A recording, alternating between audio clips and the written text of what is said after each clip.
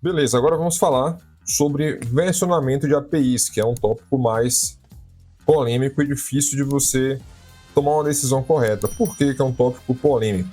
Bom, é um tópico polêmico porque geralmente a convenção é você fazer esse tipo de coisa aqui, ó. Você tem o backend.com/v1/users 123. Eu vou até colocar um outro aqui embaixo para ficar equivalente, né? Digamos que aqui seria a versão 2.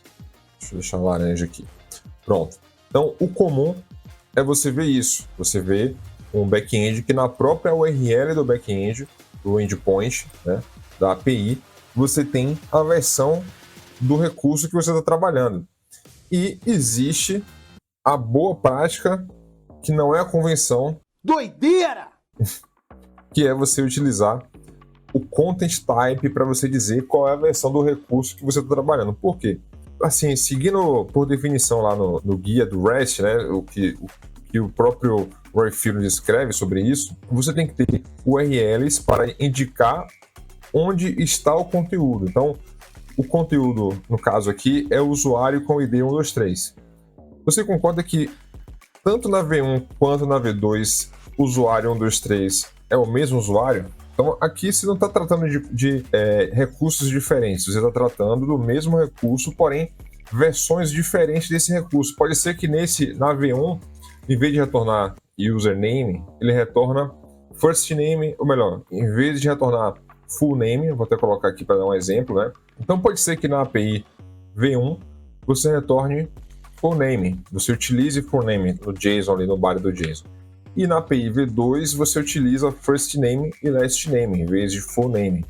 Mas o usuário mesmo. Então, em vez de retornar João da Silva, João Silva no full name, você vai retornar João no first name e Silva no last name. Então, é o mesmo João, só que a versão 1 e a versão 2 retornam o recurso de formas diferentes. Então, quando você está trabalhando com o versionamento de recursos, você tem que ter em mente isso. O padrão da indústria, né? Por isso que eu disse que o padrão não é a boa prática. O padrão é você utilizar V1, V2 na própria URL. Só que a boa prática que está lá na documentação fala o seguinte, olha, você utiliza o content type para indicar que tipo de conteúdo você quer retornar, qual o formato, qual o shape daquele conteúdo. Então, você quer retornar com a versão 1, onde você tem full name, você passa no content type V1.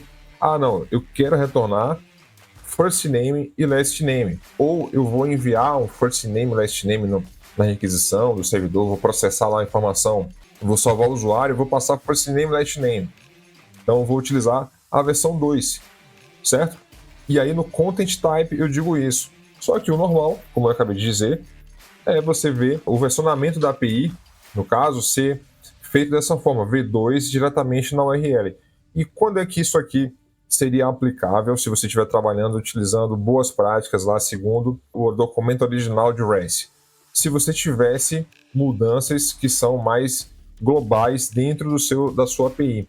Você tem uma evolução global da API como um todo, você vai mudar a API como um todo, aí você pode utilizar V1, V2 na própria URL. Mas se você está dizendo para a sua API, olha, eu vou acessar o recurso, no caso o usuário 123, mas eu quero que você modifique para mim o formato que eu vou trabalhar aqui no JSON que você vai me retornar ou no JSON que eu vou enviar. Então, nesse caso, você deveria utilizar o content type enviando no próprio cabeçalho da requisição qual é o content type que você vai querer trabalhar, em vez de você utilizar V1 e V2 como é nesse caso, beleza? E tomando isso, já aproveitando a oportunidade que a gente está falando sobre versionamento, não é bom você manter mais de 3 versões diferentes do seu sistema, porque isso aqui dá um trabalho para você manter. Imagina só você ter um sistema de cadastro de usuário, bem simples como esse, e você tem que lidar com requisições que vão chegar, um JSON com o nome do usuário, onde o campo é full name, ou requisições para criar o mesmo usuário no mesmo banco, salvar no sistema, onde em vez de full name, a requisição vai chegar lá passando first name e last name. E aí você tem isso para vários outros recursos dentro do sistema. Voltando à questão também de por que você deveria utilizar o Content Type em vez de versionar a API diretamente na URL. Porque você pode ter isso aqui aplicado a recursos específicos. O usuário tem a versão 1 e versão 2, mas se você estiver trabalhando com API de pedidos, por exemplo, o pedido pode ser que não tenha isso. O pedido tem apenas uma versão e pronto. Então você não tem que evoluir todo mundo de uma única vez. Você pode evoluir, né? Você ter versões diferentes apenas de recursos específicos que precisem de versões diferentes. Então, e voltando à questão da dificuldade de você manter várias versões diferentes, é essa. Se você estiver trabalhando com pedidos V1, V2, usuário V1, V2, V3, então você vai manter o seu sistema tendo que ficar ali sempre, o tempo todo, lidando com diferentes formas de receber requisição. Isso aqui num cenário muito simples, estou falando apenas de um campo ou dois campos aqui, full name ou first name e last name, mas um cadastro de usuário pode ter, sei lá, 10 campos, 15 campos diferentes. Então tenha isso em mente se você estiver versionando APIs. Não manter mais de 2 versões, porque manter 2 versões é trabalhoso. 3, 4 versões vai ser um inferno para você trabalhar nesse sistema, beleza? E também é importante, se você estiver mantendo versões diferentes e você não vai dar mais suporte à versão 1, você retornar no cabeçalho também dizendo, olha, versão 1 a gente não está dando mais suporte, não vai dar continuidade a ela. Então ele já sabe que existe a versão 2 e aí ele pode migrar, quando eu falo usuário, né, a aplicação cliente que está acessando a versão 1 do seu sistema, da sua API, beleza?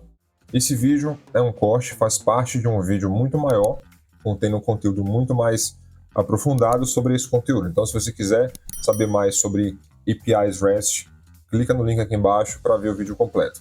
Valeu!